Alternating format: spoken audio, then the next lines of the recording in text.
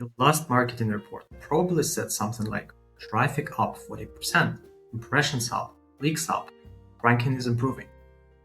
And you sat there thinking one thing, okay, but did we sign a single new case out of any of that? Now, if you couldn't answer that in about 30 seconds, this is probably worth the next 6 minutes of your time. I work specifically with family law firms that are competing for fathers' rights cases. And when I sit down with managing partners for the first time, the pattern is almost always the same. The dashboards might look busy. The reports could look healthy. But nobody in the firm can point to which dollar actually produced the signed retainers. That gap between activity that looks like progress and cases that actually pay the firm is what I want to walk through today. Here's the uncomfortable part. Those activity reports aren't an accident. They are the path of least resistance. Impressions and clicks are easy to produce and almost impossible to argue with. Traffic went up is a fact. It's clean and it looks like you're winning. But tying that traffic all the way back to signed cases, now that's hard. It takes tracking, it takes discipline, and an agency willing to measure on something they can't fully control. So a lot of agencies quietly default to the metric that flatters them and their work. Not because they're intentionally trying to mislead you, but because activity is safe and attribution is exposing and difficult. Let me give you the vocabulary because this is where the firms get turned around. There are 3 numbers floating in every marketing conversation. First one is cost per click, what you pay for someone to land on your webpage. The second one is cost per lead, what you pay for someone to raise their hand and give you a call. Now, the last one is cost per signed case. This is what you pay to actually put a retainer in the drawer. The first 2 are interesting, but only the third one pays your associates. Picture 2 months. Month 1, leads are cheap. The report looks fantastic. But the calls were tire kickers and nobody signed with you. Month 2, leads cost more. The report looks worse, but 3 of the leads actually signed with your firm.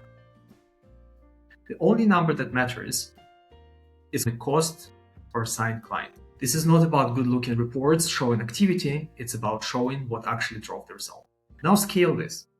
Across the industry, it's estimated that roughly 3/4 of law firm marketing spend goes towards activity with poor return, largely from paid advertising that nobody is really measuring correctly.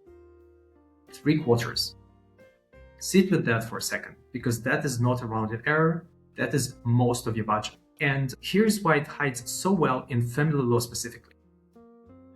When each click is already costing you real money, some waste, and most of the budget looks identical on the dashboard that only counts the clicks. The report stays green the whole way down. Here's what I actually do this week. 1 question, ask whoever runs your marketing, external agency or in-house. Which specific channel produced last month's signed cases? Then just listen. If you get a straight answer, these 2 metrics came from Google Ads, this came from organic custody page, great. Somebody built a real system for you. But if you get, well, everything works together, it's hard to attribute, or pivot back to traffic and impressions, that vagueness is your answer. It usually means that tracking to connect dollar to a case was never built in the first place. Now, to be fair, this isn't too complicated for a small firm.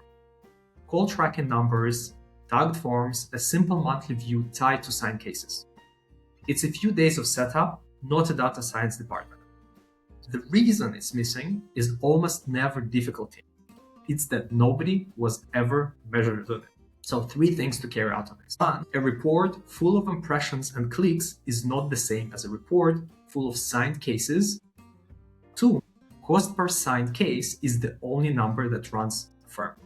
Everything above it is a stepping stone, not the destination. 3, you don't need a new agency to find out where you stand. You need 1 clear question. Which channel signed last month's cases? And the honesty to notice if the answer is vague. Most firms don't discover any of this is broken until they've spent well into 6 figures finding out the hard way. You don't have to be one of them. This is the first piece in a short series where father's rights marketing money actually goes. and how to make every dollar traceable to a case. Subscribe to this channel to see more videos that cover father's rights marketing just like this one.